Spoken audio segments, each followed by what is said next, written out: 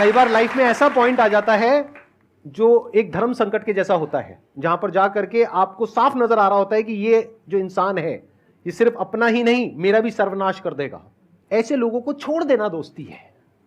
फिर अगर उसके अंदर इंसानियत वापस से जागती है तो वापस से वो अगर आपके पास में आता है तो ठीक है, नहीं आता है तो कोई बात नहीं, छोड़ दो ऐसे दोस्त को।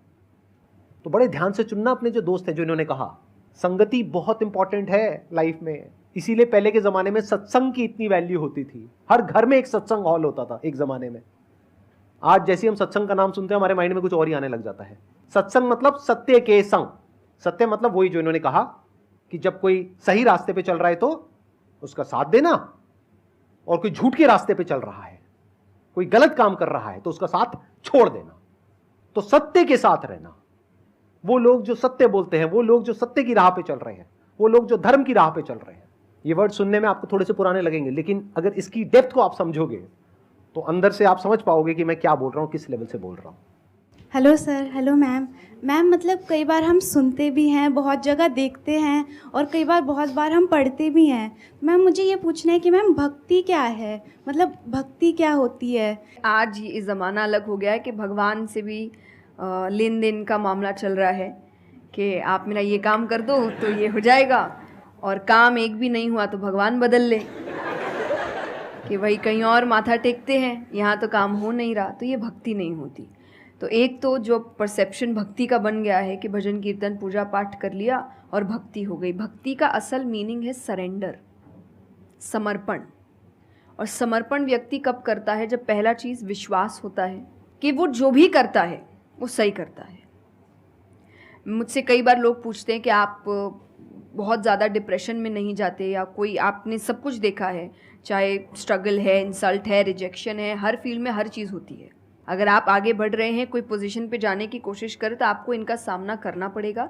ये ज़िंदगी के साथ आता है तो आपको सामना। लेकिन मुझे कभी दिक्कत नहीं दी ये चीज़ें। क्यों? क्योंकि जो मैंने कहा समर्पण, मुझे पता है कि एक ऐसी शक्ति ऊपर बैठी है जो मेरा बुरा नहीं चाहती। तो कई बार बुरी चीज़ें भी मेरी ज़िंदगी में हो रही है, मुझे पता है वो मेरे अच्छे के लिए है, क्योंकि वो कर रहा है। तो ये समर्पण, ये भक्ति है। तो ये आपको हारने नहीं देती। क्यों हारेंगे आप? क्योंकि आपको पता है ना कि वो हारने देगा नहीं। तो आप अपने आप गिरे, आप फिर उठेंगे कि नहीं भाई अभी गिरना शायद ज़रूरी होगा, उसका इशारा है, इसीलिए चलो फिर उठते हैं, फिर आगे बढ़ते हैं। तो अर्जुन ने भी जब समर्पण की बात गीता जी में आती है तो कई लोग कहते हैं कि धर्म का मतलब होता है अंधविश्वास। नहीं, क्योंकि अगर अंधविश्वास होता, अंधविश्वास में क्वेश्चन करना अलाउड नहीं होता आपको। गीता अगर सिर्फ भगवान की बात होती तो 2 पन्ने में ख़त्म हो गई होती। ये दोनों के बीच की बात है, जिसमें अर्जुन ये जानते हुए कि सामने कौन खड़ा है, क्वेश्चन करने के तो कोई सवाल ही नहीं था वहाँ पर कि भगवान लड़ने बोल रहा है, क्या क्वेश्चन करना। पर उसने कंटिन्यूसली क्वेश्चंस किए हैं। पर उसका भी नाम आया था समर्पण, कि वो समर्पित होकर क्वेश्चन कर रहा था कि ये जो खड़ा है ये मेरे हर सवाल का जवाब जानता है, ये मुझसे कभी कुछ गलत काम नहीं कराएगा। लेकिन इसका मतलब ये नहीं कि मैं अपनी जिज्ञासा बाहर नहीं निकालूंगा, मैं अपने क्वेश्चंस पूछूंगा। तो भक्ति का अर्थ यही होता है कि पहला निष्काम होता है। क्या फ़ायदा मत ढूंढिए कि मेरा काम नहीं हुआ तो भगवान है ही नहीं। भाई भगवान कहाँ है? भगवान होते तो ऐसा होता क्या? वो तो इंसान है इसीलिए ऐसे हो रहे काम। भगवान ने तो सबको देखे, बच्चा तो मासूम ही होता है, बड़े होके खराब हो जाता है। कोई बच्चा गलत आपने देखा है क्या?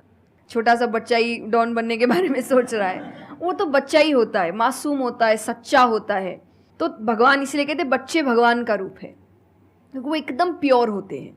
बड़े होने के बाद हम काम खराब करते हैं और नाम फिर हम भगवान का देते हैं, क्योंकि हमको इल्ज़ाम लगाने के लिए लोग चाहिए। ये फेलियर्स के लिए भी, आप फेलियर्स के लिए भी हम कहते हैं मेरा काम अच्छा नहीं था, मेरा समय अच्छा नहीं था, मुझे पेरेंट्स ने सपोर्ट नहीं किया, मेरे पास ये नहीं था। वरना अगर देखा जाए इन्हीं सिचुएशन में कई लोग हैं जो काम करके आगे बढ़ जाते हैं। तो करने वाला तो कर लेगा, नहीं करने वाला इल्ज़ाम लगाएगा। तो वो इल्ज़ाम अभी हमें ऐसे दिखता है एक ऐसा कोई है जो सामने तो खड़ा नहीं है, भगवान लगाओ इल्ज़ाम। एक फ़ोटो है ना इंटरनेट पे कि भगवान खड़े, छोटी बच्ची खड़ी है, छोटी बच्ची के हाथ में एक टेडी बेयर है, तो भगवान वो मांग रहे हैं और वो बच्ची बोली मुझे बहुत अच्छा लगता है, मुझे नहीं देना।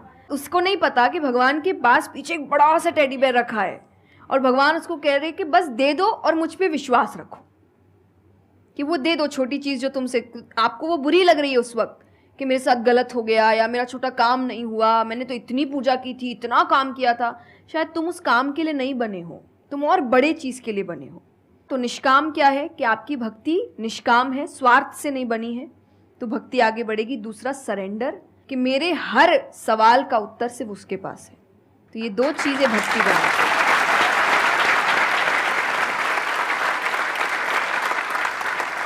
मेरा मन कर रहा है कि मैं बैठ करके बस आराम से आपको सुनता रहूं, मेरे को इतना अच्छा लग रहा है। आप प्लीज थोड़ा सा और बोलिए इसके बारे में, भक्ति के बारे में। मुझे सही में बहुत, कितने लोग चाहते हैं कि थोड़ा और बोले?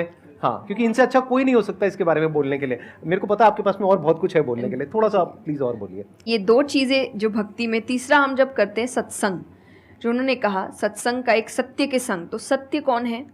जब हम शास्त्रों में देखते हैं, सबसे पहला श्लोक जो श्रीमद् भागवत में आता है वो भगवान का स्वरूप बता रहा है। उसमें है सच्चिदानंद रूपाय। सच्चिदानंद का मतलब होता है तीन चीज़ें मिलकर बनती है, वो है सत, चित और आनंद। जो ये तीन चीज़ों को जीवन में समझ लेगा सही से, उसने भगवान को समझ लिया, क्योंकि भगवान का रूप ही सच्चिदानंद है। तो सबसे पहला है सच, जो कहा गया सच की राह पर चलो। जो हम ये एक्चुअली आपने एग्जैक्ट वर्ड उस वक्त बोले, मैं अपनी कथा में भी कहती हूँ कि आजकल हम इतनी छोटी छोटी बातों पे झूठ बोलते हैं कि हम किसी से मिलने जा रहे हैं और हम घर से भी नहीं निकले, अरे 5 मिनट, अरे सिग्नल पे खड़ा हूँ, अरे बस पहुँच गया, अरे क्या हो गया, वो 2 बातें तो सुनाएगा ना सिर्फ कि तुम समय लेकर नहीं आए। पर हम इतनी इतनी सी बातों में झूठ बोल रहे हैं।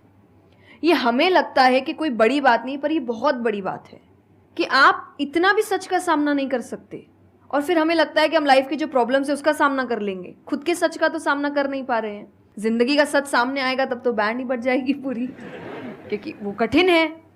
जिंदगी आसान नहीं है, किसी के लिए नहीं, भगवान के लिए भी नहीं हुई। आप राम जी को उठाइए, कृष्ण जी को उठाइए, जब तक यहाँ रहे कोई सुखी नहीं रहा।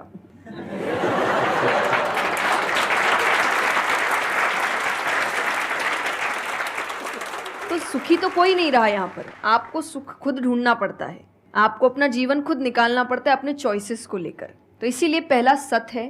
दूसरा चित है, अवेयरनेस। हम अवेयर नहीं हैं चीज़ों को लेकर, हम इग्नोर करते हैं। अवेयरनेस और इग्नोरेंस ये ऑपोजिट्स हो गए कि आप कोई भी चीज़ आपको समझ नहीं आ रही है, नहीं है। मैं अधिकतर नास्तिक लोगों को आप देखिए, उनको अगर पूछे ना भगवान को मानते हैं, तो उनके पास एग्जैक्ट रीजंस नहीं होते कि क्यों नहीं मानते। बस नहीं है, दिखा नहीं, मुझे नहीं दिखा तो नहीं है।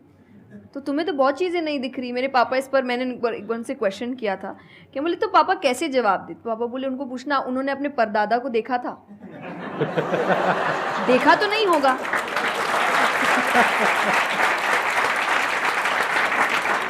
सुना है, दादा से सुना है, पापा से सुना है कि थे, मैंने तो नहीं देखा, तो मैं बोल दूं वो थे ही नहीं। कुछ तो सच्चाई होगी, उसको ढूंढने की कोशिश करो। मैं धर्म के लिए हमेशा कहती हूँ कि आपको ढूंढना पड़ेगा। भगवान, मेरे पापा ने मुझे एक बात कही थी, भगवान मानने की चीज़ है, जानने की नहीं। जानना क्या होता है? पहले इस्तेमाल करे फिर विश्वास करे।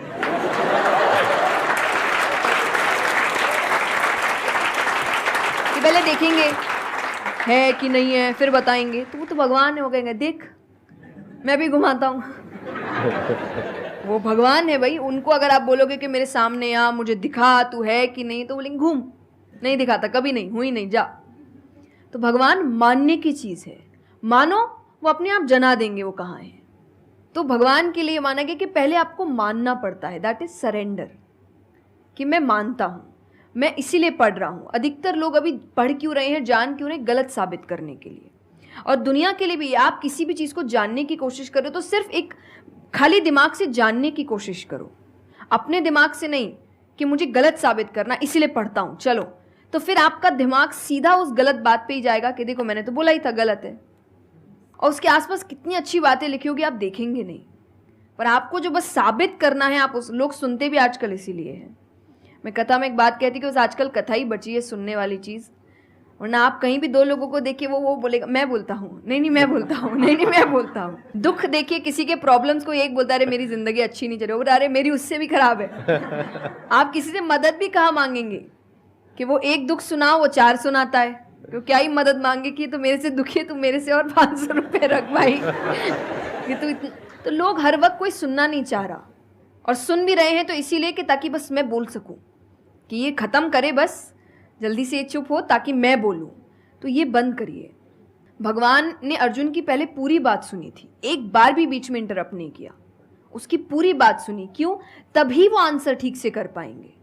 अगर आप बीच में हर चीज़ में इंटरप्ट करेंगे, लोगों के ओपिनियंस में इंटरप्ट करेंगे, तो आप उनकी बात को नहीं समझ पाएंगे। जितना सुनेंगे उतना सीखेंगे, क्योंकि बोलोगे तो वही जो आता है, पर सुनोगे तो कई बार ऐसी चीज़ें पता चलेगी जो नहीं पता, जो नहीं आता है। तो सत्संग यही है। आप लोग एक काम करो, अपना मोबाइल ऑन करो और अपने घर पे फोन कर दो कि शाम तक हम यहीं बैठे हैं। मतलब मेरा मन तो नहीं है यहाँ से आज उठने का, मेरा मन है आराम से बैठ करके इनसे सुनने का। मुझे तो बहुत अच्छा लग रहा है, लेकिन आई एम नॉट श्योर कि इनके पास में इतना टाइम होगा या नहीं होगा। आप प्लीज, आई एम सॉरी, मैंने आपको इंटरप्ट किया। नहीं नहीं, बिल्कुल। हाँ, तो यही छोटी छोटी बातें हैं, देखिए। और आनंद का मतलब एक्चुअली परमानेंट हैप्पीनेस होता है, जो आपको भगवान के साथ ही मिलता है, कि आपको किसी की ज़रूरत नहीं है, बाकी सब कुछ टेम्पररी है। और टेम्पररी खुशियों के लिए भगवान ने अर्जुन को लड़ने के लिए इसलिए नहीं बोला था कि तेरे को राज्य मिल जाएगा, खुशी मिलेगी, पैसा मिल जाएगा। नहीं, एक परमानेंट हैप्पीनेस थी कि मैंने अपना काम अच्छे से किया, उसके लिए लड़ो। तो जो भी काम कर रहे हो परमानेंट क्या है उसमें वो देखो, और ये आपकी सक्सेस पे भी काम आता है। भगवान, जैसे अब हम कहते हैं ना कि दुनिया में कुछ सच नहीं है, संसार सच नहीं, इसका मतलब क्या है? छोड़ने के लिए नहीं। क्या आप पहली चीज़, जब दुख आ रहा है तो डिप्रेशन में मत जाओ, क्योंकि आप जानते हो ये भी परमानेंट नहीं है, टेम्पररी है, कल फिर ठीक हो जाएगा। खुशी आ रही है तो घमंड मत करो, ये भी निकल जाएगा, ये पोजीशन भी ज़्यादा समय तक रहेगी नहीं, तो उसको रखने के लिए काम करते रहो। तो भगवान हर चीज़ में कहते बैलेंस्ड रहो, और परमानेंट वो है उसके पीछे भागो। तो आप अपने आप ही जो दिखावे की दुनिया है, करते हम सब है और सब कुछ करना चाहिए लाइफ में, सब एंजॉय करिए, पर अगर उसको जानते हुए करोगे कि परमानेंट नहीं है, तो जैसा मैंने कहा वो यहाँ जाएगा नहीं। जैसे एक पक्षी है, आप पेड़ पे उसको बैठा दो और फिर जिस ब्रांच पे वो बैठी उसको काटने लगो, और जब तक ब्रांच नहीं गिरेगा वो नहीं हटेगी, क्योंकि उसको ब्रांच पे भरोसा है ही नहीं। उसको पता ये रहेगा ना, उसको अपने पंखों पे है कि वो जैसे ही गिरेगा मैं उड़ जाऊंगी।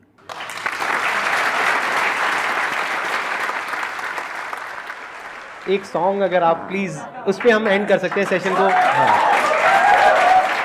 अगर आप